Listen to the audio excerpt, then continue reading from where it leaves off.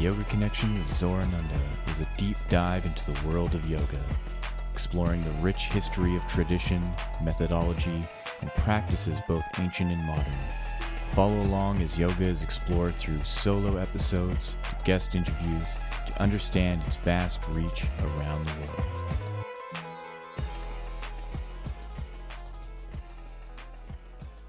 Hello and welcome to the Yoga Connection. My name is Zorananda, and today is the final episode of my Ashtanga Yoga Series, where I'm wrapping up the topic of Samadhi. So the last episode was part one because I had something to do after the podcast, so I really could only go into that 1 hour plus mark, and I only went through half of the material. So today I'm going to go through the last half of the information that I have, particularly pertaining to the different kinds of Samadhi.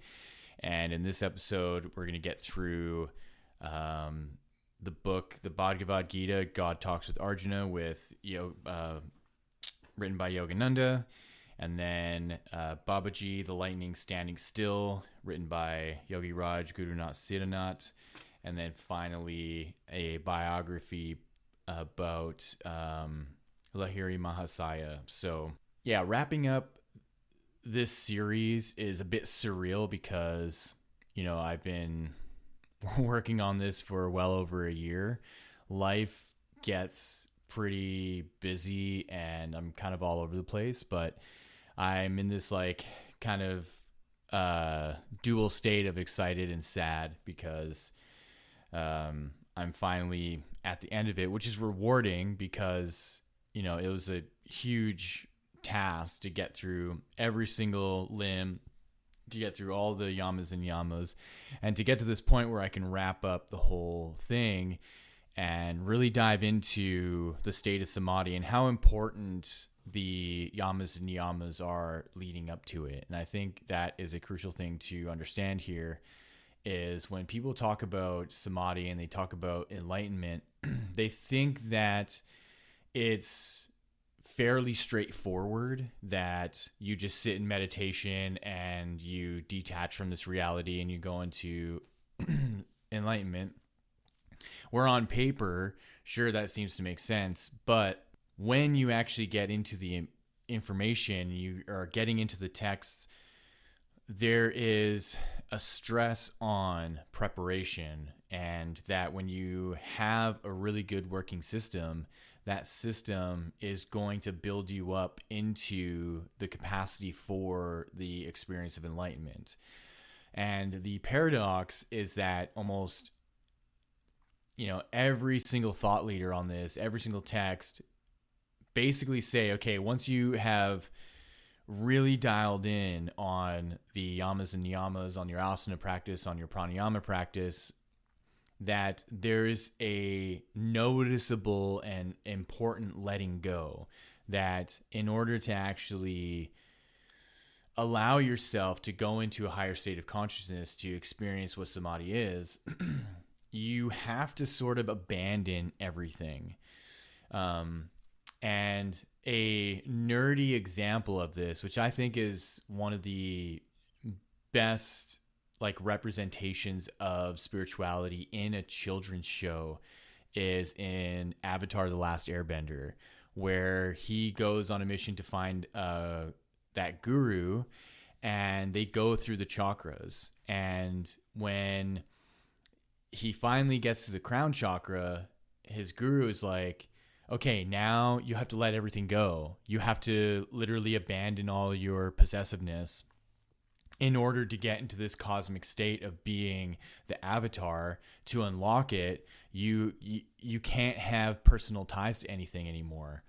And that just totally shakes Aang, and he goes, what do you mean? He sees this vision of Katara being kidnapped, and he's like, I have to go save her. What do you mean I have to let go of Katara? I have to let go. You told me just 2 chakras ago that, I should embrace love and I should embrace that togetherness. And the guru's like, well, if you don't do this right now, you're going to shut yourself off, right? And you have to fully let go in order to really merge yourself into this cosmic state. And of course, Aang goes, F that, chooses Katara and goes to save her.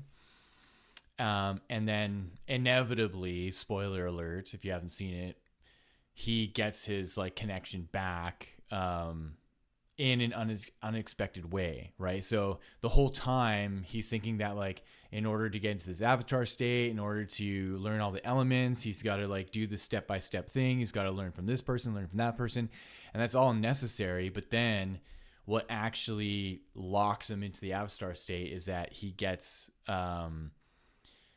this like piece of rock jammed into his back and an injury that shut off the avatar state and comes back and whoops ass, right? So all that is to say is that there's going to be these moments in your life where you have to let go of all the things that you know that have been leading you to that moment. That the moment itself is going to call for you to be in a kind of flow state where you're not thinking about the process. You're not thinking about the step-by-step anymore. The step-by-step is so ingrained in you that you can just do what needs to be done in that moment in order to unlock that greater sense of self and that connection to a higher power, to God, to your whoever, to Brahma, to Vishnu, whoever, whatever you want to call it. And that is unpredictable to a high degree, right? We're not going to be able to fully predict when it is that we're going to get into this crazy flow state to get in touch with something greater than ourselves. And this is the whole, secret around synchronicity and the key around synchronicity, that the buildup and the systematization of all of your learning and the processing and going through the yamas and niyamas and the asana and the pranayama, the pratyahara, dharana, dhyana, that it's built up this capacity and it's built up this packaging that there's synchronicities along the way that are being thread in from your higher self that is basically initiation rites. And your higher self is going, okay, well, you've been doing these things and we are planning for this moment, but you have no idea. And we don't have any idea because we're supposed to be in the moment. We're supposed to be able to embrace it at a time when it's least expected so that it can blow our minds. Because if we were to expect when some kind of like great enlightened experience is going to happen, we're going to have a certain bias around it. We're going to include our ego. We're going to include our mind and our physical mind and processes and thinking. And that can't happen. We have to be outside and away from the realm of thinking and our normal kind of like beta state living. And so this is all to say that the preparation for it is going to give you the capacity of letting go. If you don't prepare for it, letting go is going to be a lot harder because of the involvement of your mind and the involvement of your ego and your personality. And so just like in the Avatar, right? He couldn't let go of his personality. It was his personality and his past behaviors and his identification with who he is as Aang and his connection to Katara that is preventing him from actually getting into the avatar state at that time. He's just too strongly attached, and he's trying to bring that into the avatar state. And the avatar state saying, no, this is bigger than your worldly problems. This is thousands of incarnations of people who have gone to this state and who are maintaining it. You need to be much more responsible as an avatar rather than just Aang as the boy, right? So it's really along the same lines of, if you want to have a profound enlightened experience, you have to step into a new maturity of who you are as a being, not only as a human, because that state includes something so much more than just your humanity. And that's what they're asking of you, your higher self and the beings that are in that realm. They're saying, can you show up in this realm as something greater than yourself so that you can let go of the limitations of your humanity and you can actually embody this more like light being-esque kind of existence, and you can then show up for this realm in a much greater way without being tied to your humanity. And it's interesting because this is what the sages talk about, right? And this is why they propound and advocate for having a simple life and being very detached from material possessions. And that's not to say that you don't have material possessions. It's that your attachment and identification to them are less potent than your desire and your attachment to an internalization of a greater sense of yourself.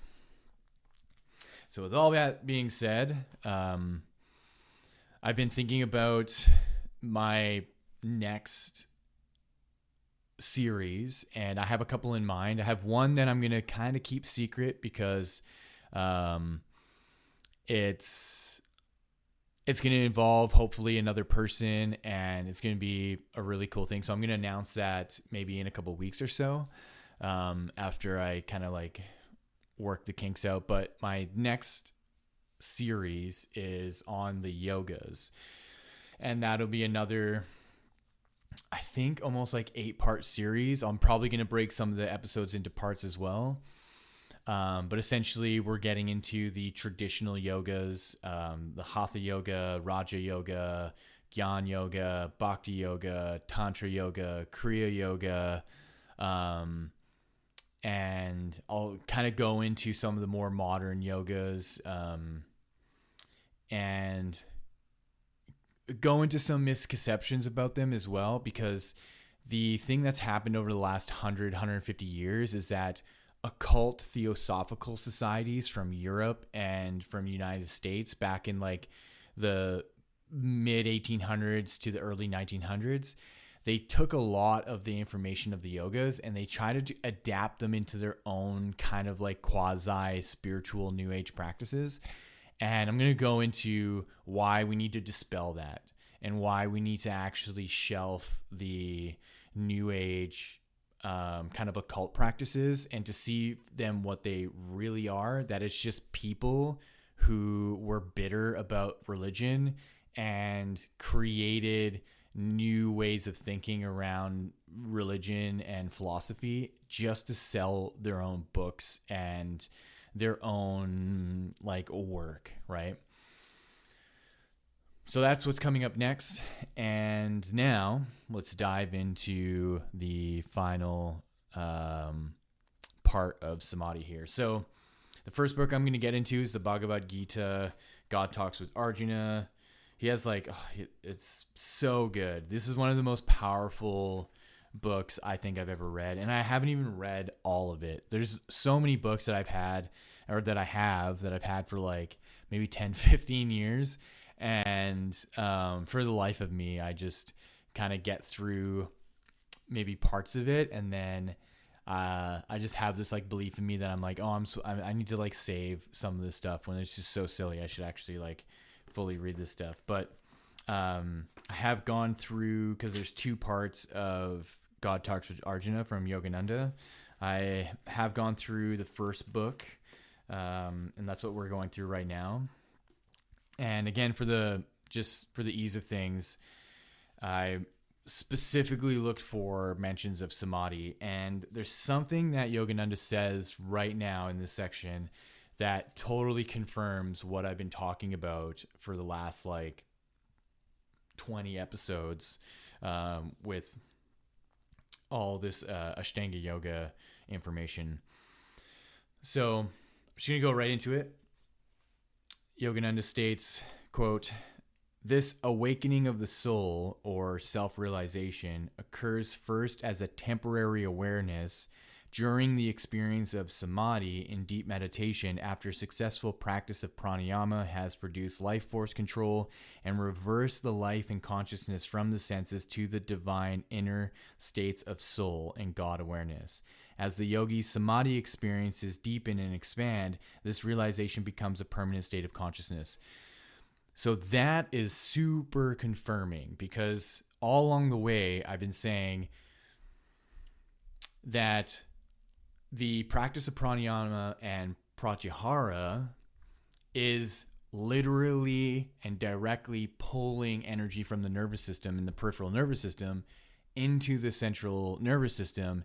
And it's causing this reaction where you lose sense of your body, but not in a way of like tingling, numbing, as if you were sitting cross-legged and your leg goes numb, and then you lose sense of feeling in it.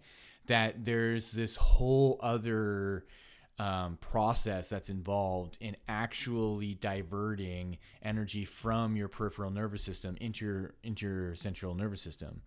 But the difference is that I have the languaging to say it directly like that, but Yogananda is saying essentially the same thing in a book that was written in the 1950s.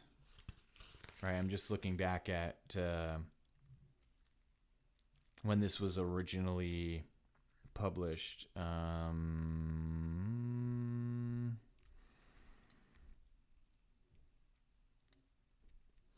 It does not say in here, but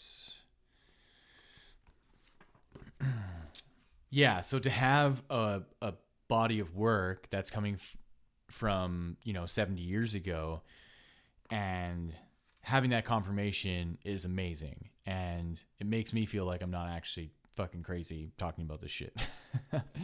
So let's read that again.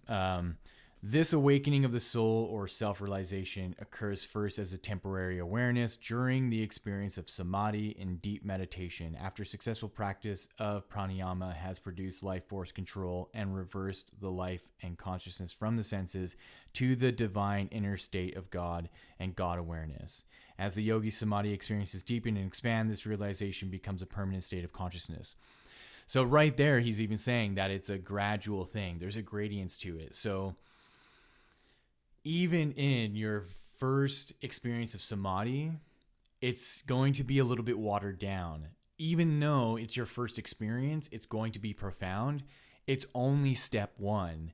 And then from there onward, you still need to do your pranayama practice. You still need to do your meditations. You still need to get into dharana and dhyana and concentrate and focus and build a capacity up to greater and greater senses of samadhi. And that's why there are different kinds of samadhi.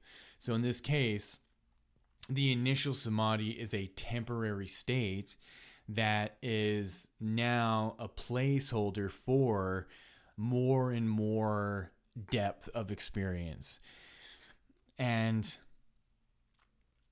this is why I'm cautious with individuals who have a single awakening experience and then they build their whole identity and their whole practice around that one experience. And more often than not, what happens is that when someone has a profound samadhi experience and then comes back to their life, that if they're only focused on the teachings from that samadhi experience and they're not then doing the work to go deeper and to have other samadhi experiences, they're going to actually put on these kind of like blinders.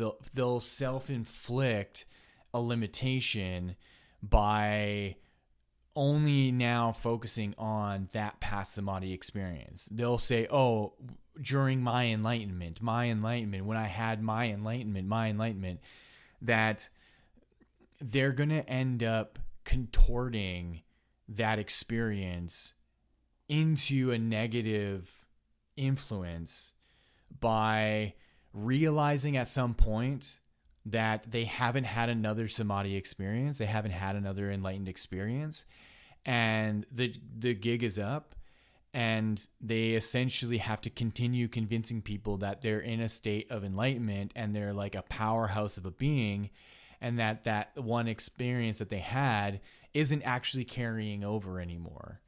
And so when I look at my own experiences, I've had, to what I think, several samadhi experiences, but I'm not going to delude myself into thinking that because I've had those experiences, that that's the end all be all, and I can manipulate people through those experiences. And so luckily I've had the awareness to consider, oh, okay, there's actually more. There's so much more. There's way bigger levels beyond me. And what I've experienced is a part of initiation to see how well I'm going to be able to tune myself into these greater experiences, and to see that there are guides there who are showing me you still have work to do. And for the most part, a lot of people who have that like first samadhi experience, and they just think they're enlightened all the time now. And they don't think they have work to do anymore. And as soon as they go into that, then they're cut off. And this is why you see then yoga cult leaders gain this massive following, because they've convinced all these people that they're an enlightened person. And then suddenly 10 years down the road, they're getting caught for doing terrible things, and their whole following falls apart. And suddenly everybody realizes, oh my God, this is just some dude operating a cult, and he's not actually who he says he is. And I say he because it's normally men that are doing this. There are some occasions where there have been like female cult leaders, but for the most part it's men. Anyways,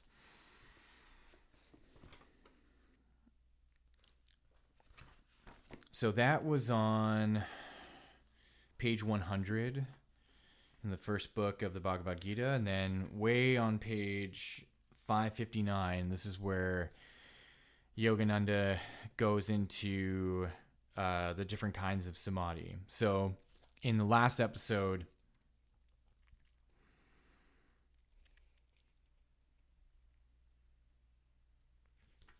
we went into two kinds of samadhi, Sabhikalpa Samadhi and Nirvikalpa Samadhi. So Sabhikalpa is breathlessness state, and Nirvikalpa Samadhi is like full on enlightenment, where you're like basically immortalized. So here, Yogananda says, the first stage of divine ecstasy, Sabhikalpa Samadhi, gives the yogi the experience of God union in which no memory is present of the phenomenal universe. When he returns to mortal consciousness, he finds it hard to retain his divine realization. By further practice of Kriya Yoga, the devotee is able to experience God union even during the wakeful state of activities in the world. He has then achieved the half-awake ecstatic state in which, with open eyes, he consciously sees the world around him as the divine realm, or as the divine dream. If the yogi makes no effort for further progress, the half-awake state slips away. He begins to perceive the world as it appears to the ordinary individual. And that's kind of exactly what I was saying, right? That when you have individuals who go into this half-awakened state and they don't utilize the yoga practice, so in this case for Yogananda, it's the Kriya Yoga practice. If they're not utilizing that, the connection to that realm slips away. And that creates upheaval. Like that creates an anxiety, because when you have an enlightened state of or enlightened experience and you're in a state of samadhi, it is so wonderful. And you come back into your body very elated. It's very noticeable, the type of presence that is around you and what you're exuding through your consciousness and how your body is reacting. And like you said, how you see the world, you see the divinity within everything. But there is a threshold of capacity, and there's a kind of off-gassing that's occurring.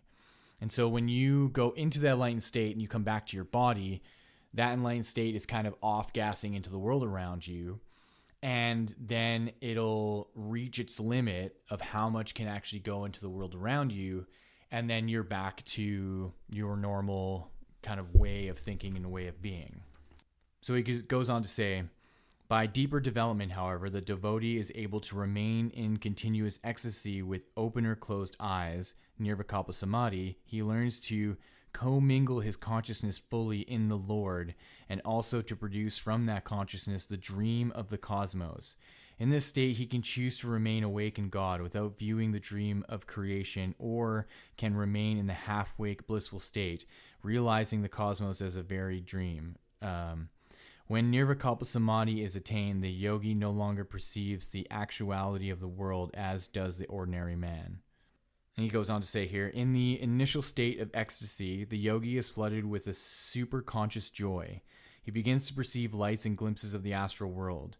As his samadhi waxes deeper, his vision embraces the entire astral world that contains the astral counterparts of all the island universes roaming in space. The yogi then dissolves his vision of the astral cosmos into sheer thought forms. He rests in the ever-existing, ever-conscious, ever-new bliss, feeling it as all-pervading and infinite. And so this goes into the idea of what I was talking about in the last episode, that samadhi is a realm. It is a place of existence.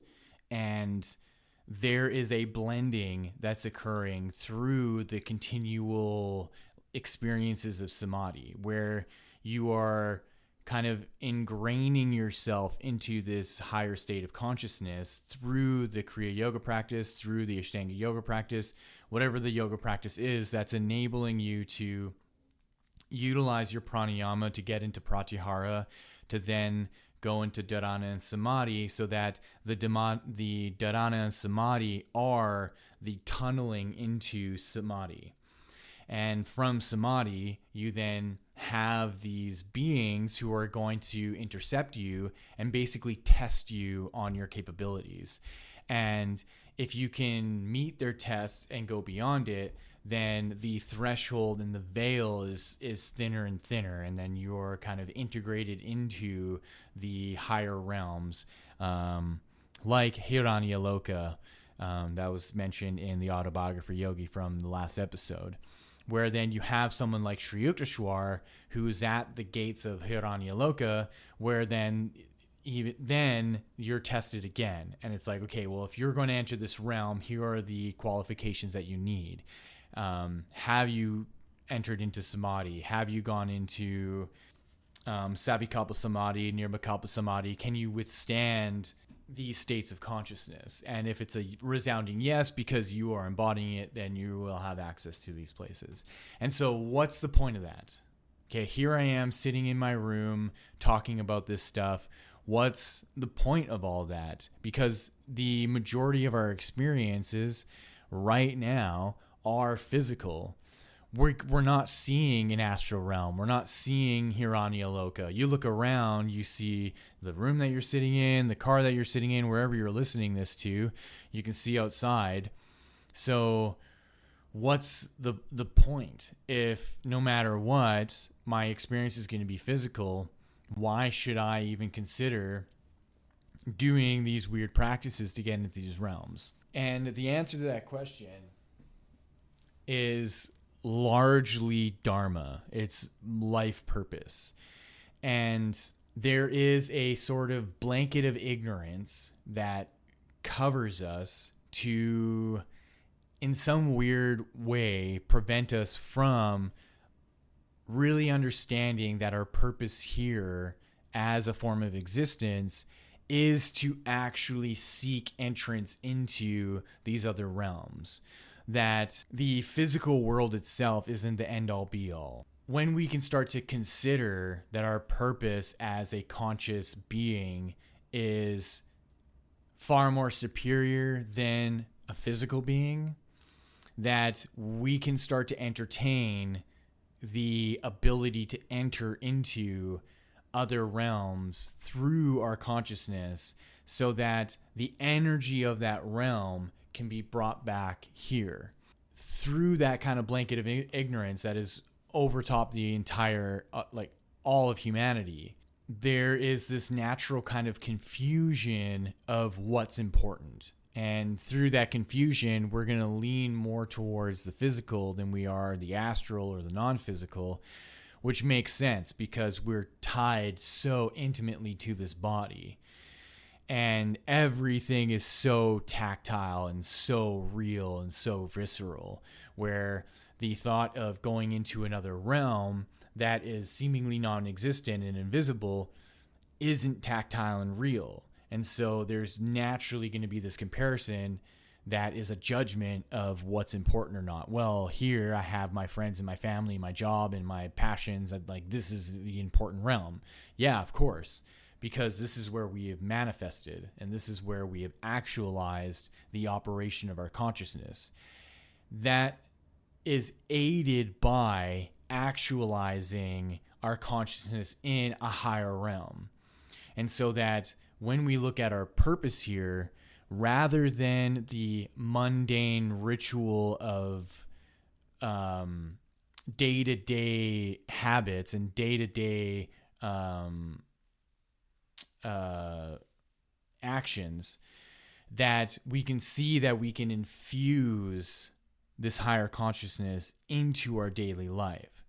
And what happens is an enrichment, that suddenly our consideration of who we are as a person starts to become elevated, and we start to think of ourselves differently. We start to think of who we are as something more, and that it's not just us and our routines and the job that we have, that then there's a higher calling for our purpose on this planet. And there are individuals who are great signifiers of this, that all throughout history, we have these people who basically shine out and above everybody else, and they do great things. So you have, great scientists, great military leaders, great mathematicians, great explorers, you name it, innovators of agriculture, innovators of technology, innovators of philosophy and psychology, that, I can name any one, but there are so many who, out of the woodwork of humanity, suddenly become this beacon of light for some kind of advancement that is going on. And in the case of yoga, Yogananda is one of these beacons of light. Out of, hundreds of millions of people that existed in India in the early 1900s, that one of them is going to make his way across the oceans to the United States, because at that time they took a boat, right? It took like weeks to go from India to United States. And to then make a cultural impact on the people of the United States, which is synchronistically a turning point in the century that they were in at that time. And so when he is talking about the process of becoming enlightened and to enter into Samadhi, that it's important to consider that you have a practice to back it up, and that you're not going to be one of these people that take on the practice, have your Samadhi, and then have it kind of like dwindle to the wayside because you were only really half awake, and now you have undermined the importance of it, and you're going to go back into your routines, and you're going to go back into, whatever it is, whatever your lusts are, whatever your vices are, if it's alcohol, if it's drugs, if it's sex, if it's food, whatever it is, right? That the experience is calling for you to shed that version of yourself so that you can be in the fullness of your purpose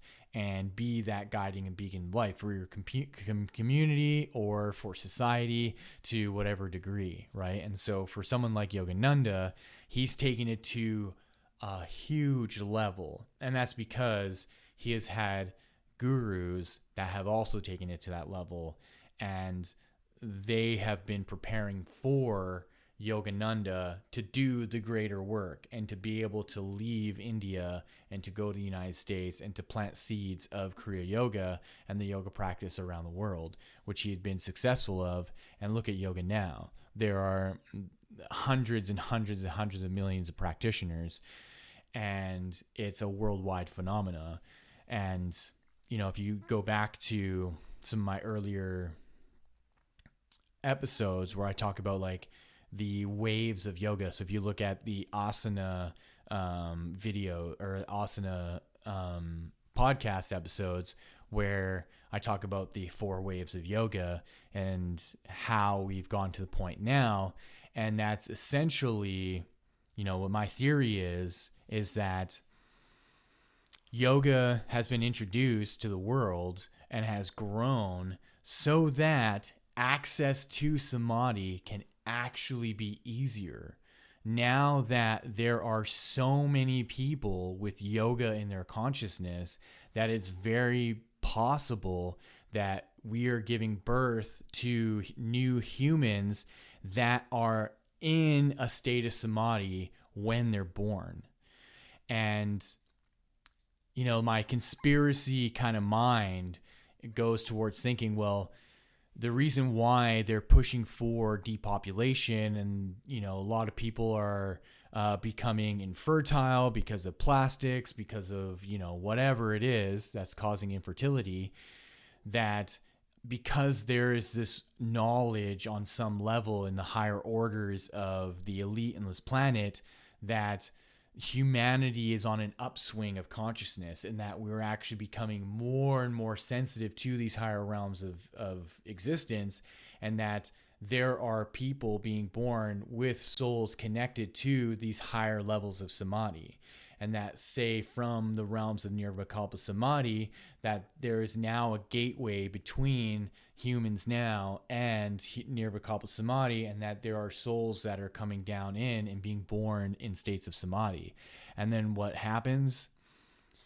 Suddenly they're riddled with mental illness. They're riddled with all these problems because they're being diagnosed and they're being undermined and they're being belittled, where really you have these children that are being born and they're just like hyper genius, and they're able to do things in ways that would have taken anyone 30 or 40 years ago decades to accomplish. Just look at some child musicians right now. There are kids playing guitar that are like absolute prodigies at what they're doing. And all that they're doing is watching YouTube videos and learning from the internet. And of course, like some going to music schools and just blowing everybody out of the water. But let's continue on. I'm going to get into the next book here by Yogiraj, Gurunath, Siddhanath, Babaji, The Lightning Standing Still. So, little backstory of this book. I originally found this book in my teacher's library in his ashram at a Nun Prakash ashram where I did my 300-hour teacher training. While I was doing the training, I was reading this book, and I would have other students in the training see me sitting in this like little lobby area on the second floor across from the library, just reading this book.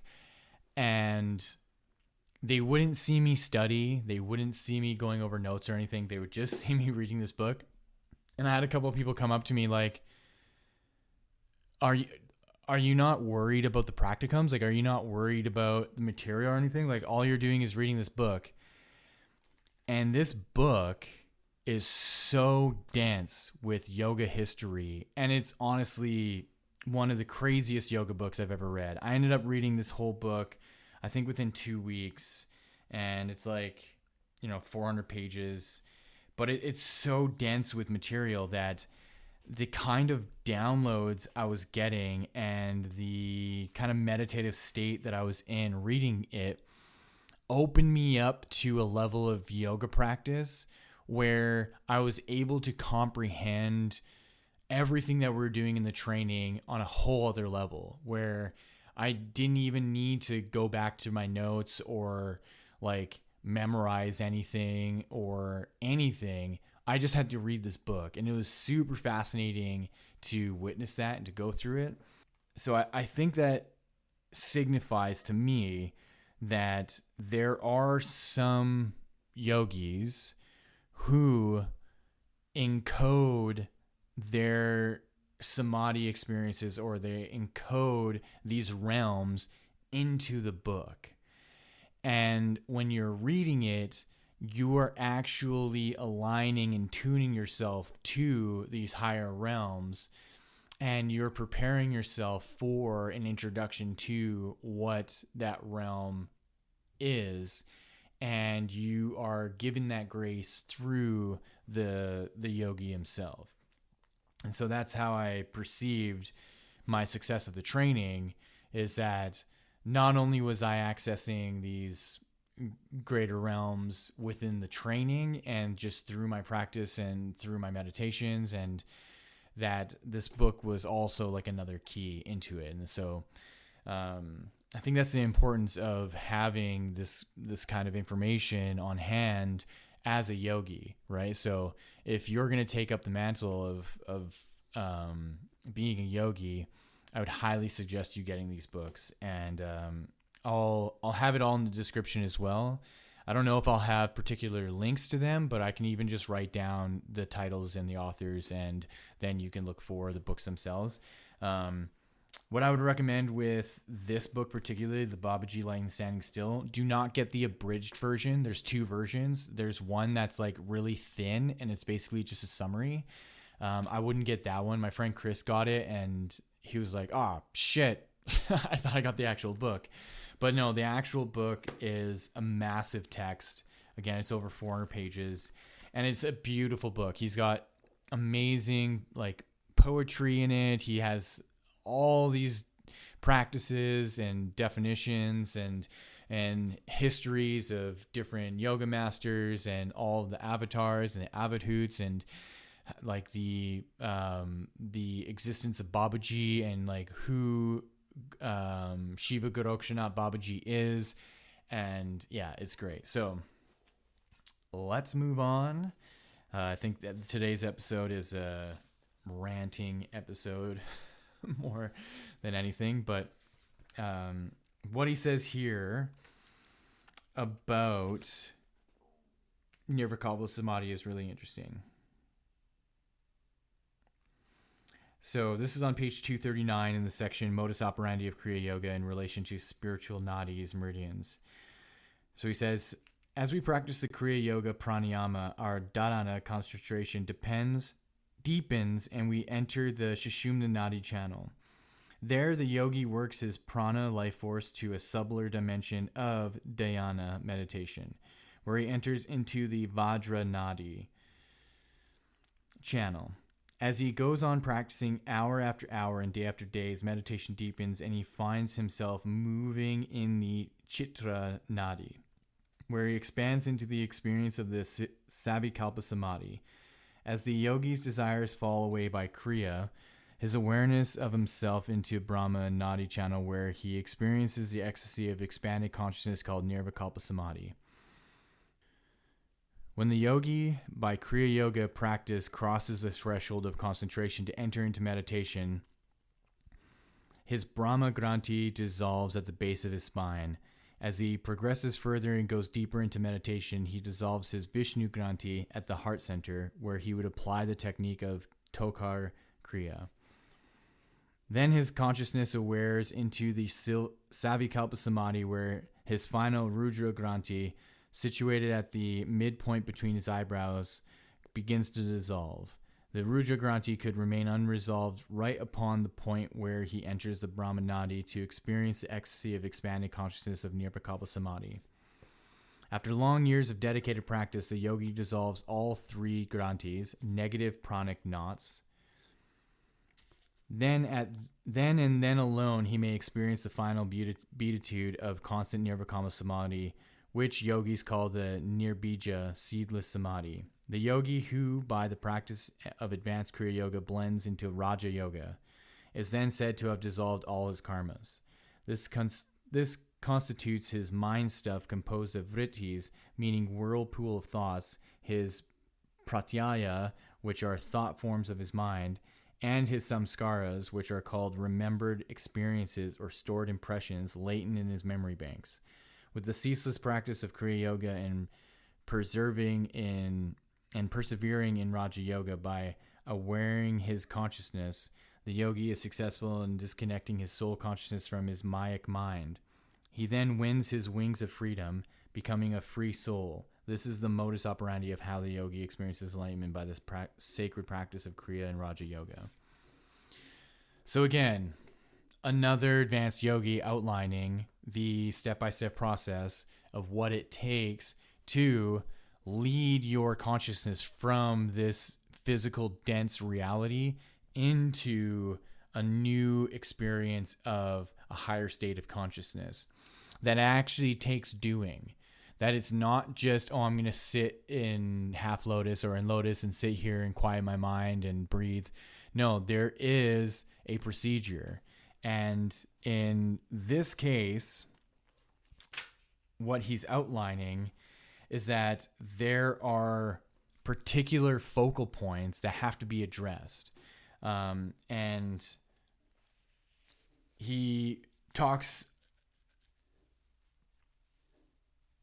and he calls these focal points, the granthis, the negative pranic knots. Now, I'm not going to get too much into this stuff because it's going to detract me some more. But essentially, the yoga practice, so the asana practice, the pranayama practice, and the pratyahara practice is what's addressing these knots. So when you're doing the physical practice, you are working towards unraveling the tensions in the body, unraveling the knots of the body, so that when you can dial in and focus onto these points that he's talking about, that it's no longer about how you move the body that is going to unravel it.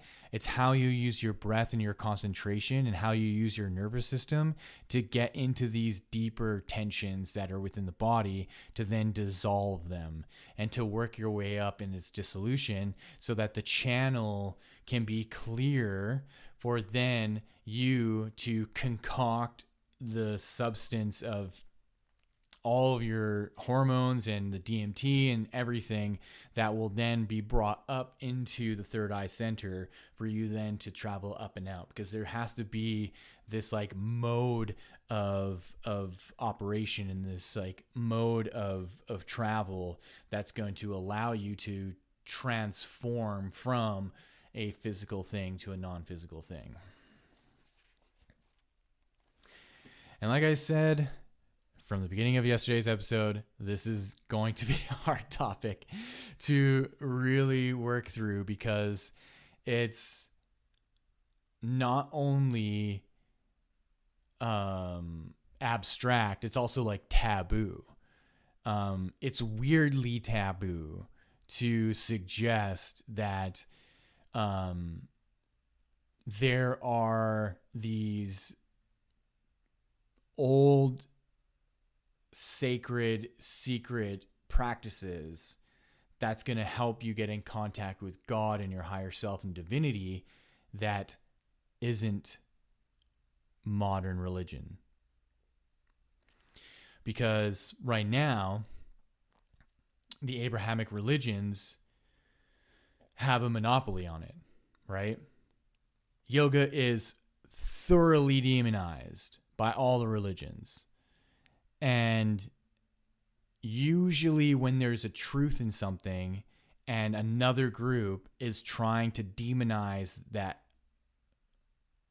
truth, then there's something to it, isn't it? At least that's where my mind goes. And so just like Yogananda and Yogiraj here, they're both suggesting that the experience of samadhi and that state of nirvikalpa samadhi can become a permanent thing. And it's through a very particular diligence in how you are showing up as a person right now. And your goal is to alleviate your karmas. And it's not just the karmas of your actions of this life presently. It's the karma of the actions in your genetics. It's the karma of your ancestry. It's then the karma of the planet and all of humanity. And that is a huge responsibility. And I think that's why most people naturally shy away from it, because they don't want to be responsible for other people other than who are close to them. They don't want to think about being responsible for their ancestry and how far back their ancestry goes, right? It ends up becoming a multiplying factor as you go deeper and deeper into the past. That suddenly it has taken, thousands of people to get you right now. And there has been a conditioning all along the way and a survival that allows you to be who you are right now. So without all of your ancestry, without all of those people and everything that they've done, you wouldn't be the person that you are now in its basic form. Who you are now as an evolving conscious being is your responsibility. And through that responsibility, when you take on the practice of yoga and becoming a yogi, then you see how that responsibility blends into what you need to do to heal from all of your ancestry, and that you become a kind of like spokesperson spiritually and consciously for the healing of your entire lineage. And then the healing is going to come through that connection with Samadhi. So if you don't have that connection with Samadhi, you're not going to be able to heal your ancestry, and you're not going to be able to evolve into a greater sense of who you are as a conscious entity, as long as you're going to maintain this kind of selfish view of you and only the close people around you.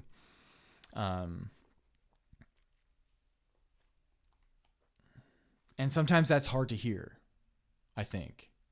It's hard to really comprehend why we should even worry about all that. And considering the state of the world now and everything that's happening, all the wars, all of the corruption, all of the upheaval, and then we're still being called on to be responsible for all of our ancestry and this path of enlightenment.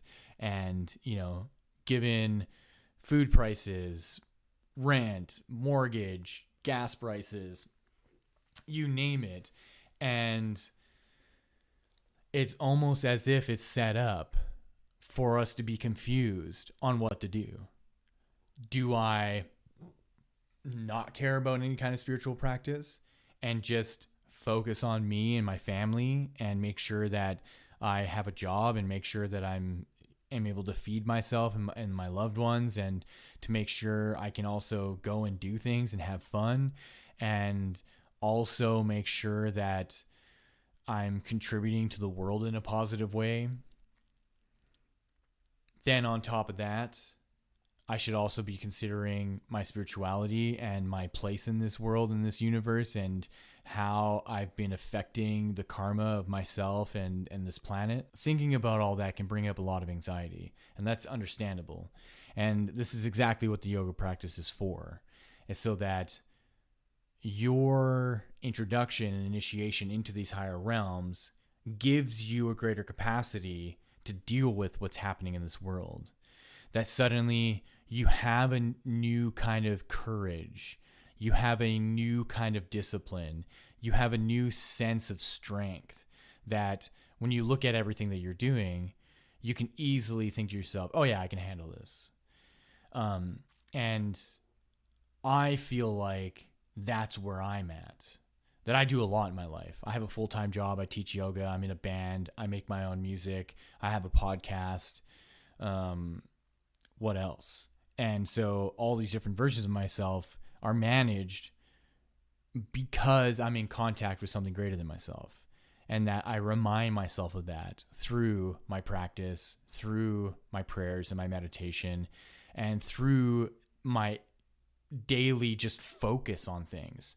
That daily I'm reminding myself, oh yeah, I'm divine. Oh yeah, I'm in a body. Oh yeah, this is really weird. I'm going to tap into this moment right now and just watch and observe and feel that there's a stream of consciousness from a greater realm coming through me right now. And I can feel it. And it's going through and around my environment. And that can be within split seconds. That can just be within a couple minutes. And I'm like, okay, back to what I'm supposed to be doing. And I take it day by day. And when I think about my purpose and the greater scheme of things, I used to try to think really lofty, like, oh, in like this many years, I'm going to be in this place. This many years, I'm going to be this place. But what I started to do is, instead of thinking about where I'm going to be and what I'm going to be doing way later in my life, I replace that with my divine connection is taking care of that. My higher self is organizing that. So what I'm going to do right now is I'm going to take it day by day and week by week.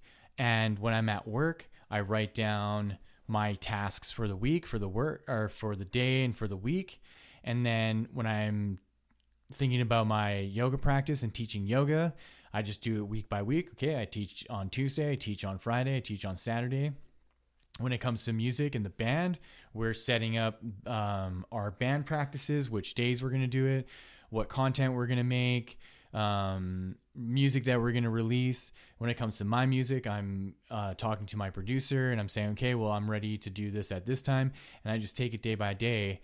And that part of my brain that wants to overwhelm me with all these tasks, I introduce my samadhi to it. So as soon as my mind starts to go, you're doing too much, and here's all the things that you're doing, and you should feel anxiety about that, I close my eyes, I take a deep breath, I connect into my divine presence, I bring my divine presence in, I go, okay, here, anxiety, take this divine presence, and the anxiety is subdued. Not everybody can do that. And the reason why I know I can do this is because of the continued practice that I've done. I've built up that capacity. And that's not to say there aren't days where I do feel overwhelmed. There are days I do feel overwhelmed.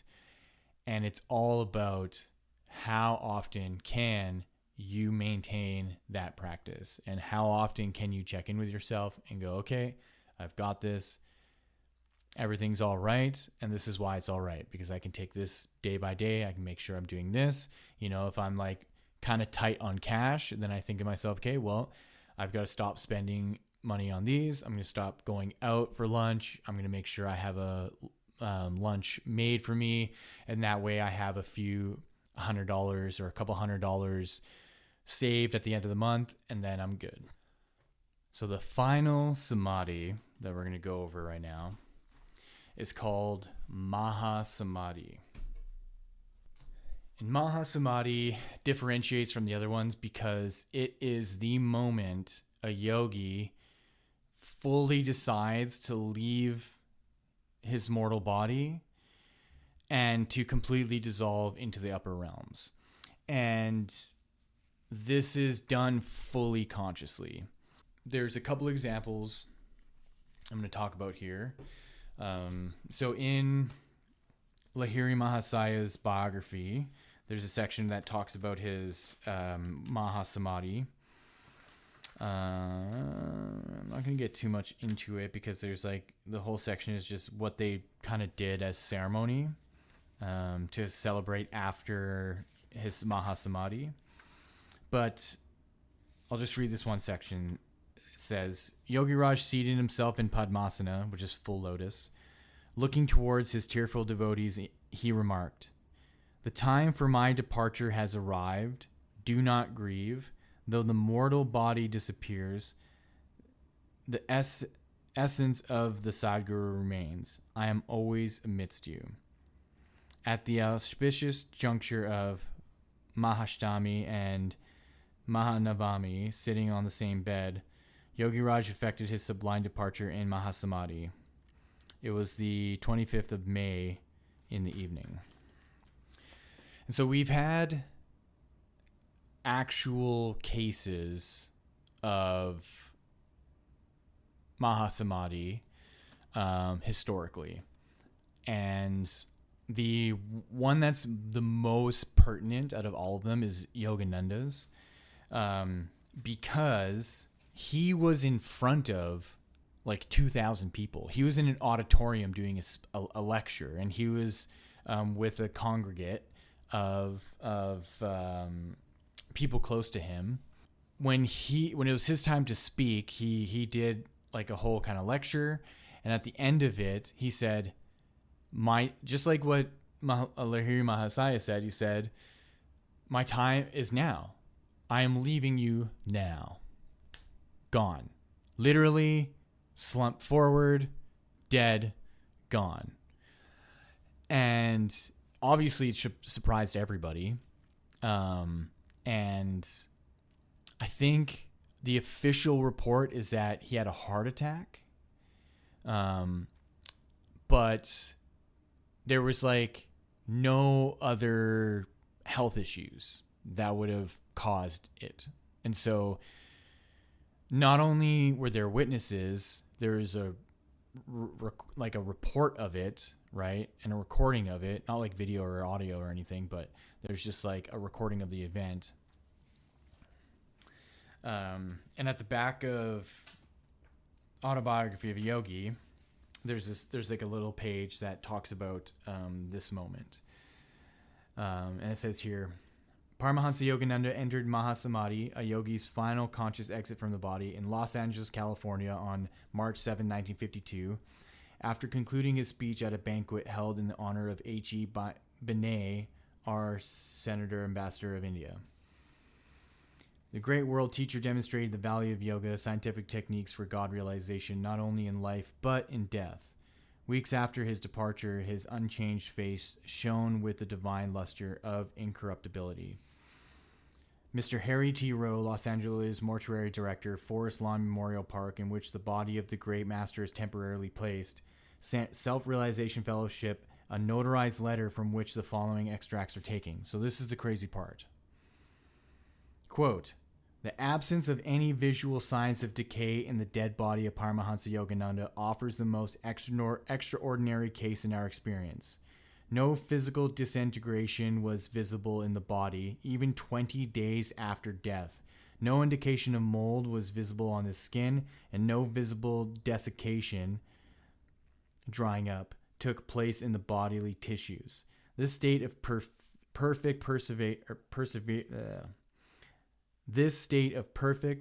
preservation of a body is, so far as we know from mortuary annals, an unparalleled one. At the time of receiving Yogananda's body, the mortuary personnel expected to observe, through the glass lid of the casket, the usual progressive signs of bodily decay. Our astonishment increased as day followed day without bringing any visual change in the body under observation. Yogananda's body was apparently in a phenomenal state of immutability. No odor of decay emanated from his body at any time. The physical appearance of Yogananda on March 27th, just before the bronze cover of the casket was put into position, was the same as it had been on March 7th. He looked on March 27th as fresh as and unravaged by decay as he had looked on the night of his death. On March 27th, there was no reason to say that his body had suffered any visible physical disintegration at all. For those reasons, we state again that the case of Paramahansa Yogananda is unique in our experience." That's wild. Come on, like that's wild. That 20 days after dying, no decay, no mold, no disintegration, nothing. His body is still perfectly preserved. And that's an official report from the coronary office. Like, that's not someone inside the self-realization going, "Oh yeah, like Guruji is like so powerful that, like it's not from within." It was an actual scientific account of the state of his body 20 days after he died. What does that mean? It can mean several things. First, I don't know. Second, that he had full control over his body even after death. That the level of samadhi that's taking place and where he is consciously, that he's still very much controlling his body. And what we see as death, to him, is not death. And that's a trippy thing to think about, right? Because death is a massive taboo in our society. You know, we can't help but see it in a negative light, that when you die, you cease to exist. And when you cease to exist, you're gone forever. And you don't know where you're going. And there's this ambiguity around it. And it's absolutely inevitable. Everybody goes through it, but nobody knows what it is. And yet you have a figure like this who seems to know exactly where he's going, and that death isn't actually death, and that it's a process. And in his process, it was his time to go and no longer be present in his physical body, but wherever he went, he can still preserve his body. So I'm going to end it here with a final quote from Lahiri Mahasaya. So he states, "This immortal yoga sadhana," which is like yoga practice, "has been fostered by sages, and the ones who practice this will never become helpless. This prana-karma will never become extinct. It was existent always and will always exist. The more a man will advance towards spiritual fulfillment, the more interest towards prana-karma will increase, because it is a scientific sadhana." So I do my best to tell everybody that yoga is not a religion, it's a science. Every single Christian proponent wants to lump yoga into religion.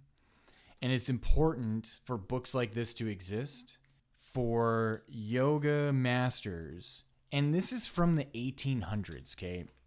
Lahiri Mahasaya was around in the 1800s. And so for this yoga master to explicitly say, because it is a scientific sadhana, is really all I need as proof that yoga is a science. And it's a science of consciousness. It's a science of life and how consciousness operates in this realm and its connection to other realms. And that there is a protocol. And just like he said, the more a man will advance towards spiritual fulfillment, the more interest towards prana-karma will increase.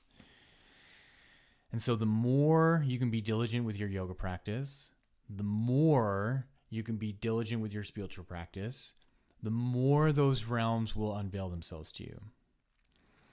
And that how you are as a human being will amplify, and you will be noticeably more, I want to say powerful, but not in a demeaning way. The power is geared towards service to others. And it's geared towards showing others the potential that we all have for accessing divine realms. That's what I feel my purpose is. That's why I do this podcast. That's why I teach yoga. That's why I live my life the way that I live. That it's all a part of it. That's why I work the day job that I have. That's why I'm in the band that I'm in. It's all a part of it. And it's then my goal to weave the yoga presence into those worlds and into those aspects of my life. That it's not a separation. It's not that, oh, when I'm at work, I'm Zoran doing this. When I'm with my band, I'm Zoran doing this. Now I have to contain and keep separate Zorananda, who is the yoga teacher, Zorananda, who does the podcast. Zorananda is in all of it, right? Zorananda literally translates to the bliss of the sunrise. And so we all know how beautiful the sunrise is, how glorious it is when finally the clouds break, the sun starts to come out, fills the sky with all types of colors and the blue sky and the brightness of the sun. And so Zorananda is the bliss of the sunrise that is rising within all of these aspects of my life. Bliss of the sunrise in my day job at the Spindle Factory. Bliss of the sun teaching yoga at Oxygen Yoga and Fitness. Bliss of the sunrise within my band making music. Bliss of the sunrise on this podcast with my family, with my friends, with the world around me. And so there's something in you that can also shine in that way. And so no matter what job you have, no matter the school, no matter your parents, no matter your friends, it doesn't matter, that you are a beacon of light for all of them. Whether or not they want to recognize it, whether or not they want to look at that and say, oh, wow, this is so beautiful. This is what I want to embody. Again, not everybody is going to be like that.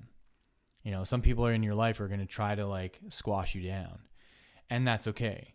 You see them in who they are and why they do that, and you just continue giving them blessings, even if you're not in their life, even if you don't really interact with them. Because I'm sure, you know, some of you listening who have some drama with some people in your life, and that's going to be natural. I have some drama with people in my life, and there's some people that I've had great connections with I don't have connections with anymore. Some childhood friends I've known for decades that I'm no longer friends with. That doesn't mean that I'm going to continue a kind of bitterness towards them. That I can enable myself to be the bliss of the sunrise, so that for me, I know that I am shedding light on a situation that maybe they're not shedding light on. And that is the ability of the yogi, to be flexible enough and to be solid enough and within to know the capacity that you have to be within divine connection as often as you can. So I think that's it for this episode. This wraps up the Ashtanga Yoga Series. If you haven't listened to some of the earlier ones, please go check them out. Some of my favorites were the yamas and niyamas. I was just thinking about some earlier ones as well. I've done episodes on the pranavayus. I think those are some of my most favorite episodes, especially the Samana Vayu episode. I'd go and do a deep dive into Wim Hof and his breathing techniques and the studies that he had done about injecting E. coli into himself and others, and basically killing the E. coli within his body from doing the breathing techniques. It's wild. And then moving forward, doing the yoga series.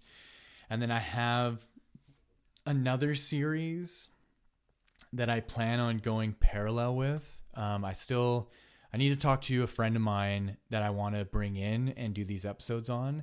And it just has to do with some current event stuff that's happening.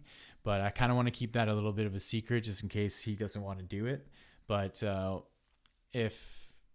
regardless if he wants to do it or not, I'm going to still do it. But once I get the confirmation, then I can announce it. And a cool thing that's going to happen soon is through Transistor that I upload my podcasts on. They are testing a video upload option where I can start doing videos, because right now I'm just doing audio only, but if they're going to have this capability where I can upload a full video into Transistor and then it's just going to go to all the platforms, that's going to be a lot easier, because I don't really want to out of just my own laziness and the time that I have in my life, I don't really want to try to upload to all these different places separately. So I'm just kind of waiting on that. And I'm going to put up links to the books. If they're not links, they're just the names of the books. And then you can check them out on Amazon and just look for them, or local bookstores. Try to limit using Amazon, obviously. If you can find books in other bookstores. I'm going to say right now, the Yogiraj, Sri Shamachur Lahiri. So it's the Lahiri Mahasaya biography. You're probably not going to find this book. I found this book in some random little bookstore in India, in Rishikesh. And I think that's where I found the Babaji book as well. But you can definitely get the Babaji book online. You can get the Autobiography Yogi on the self-realization fellowship website. What else? Yeah, I think that's it. Thank you for listening. Have a wonderful rest of your day. Enjoy.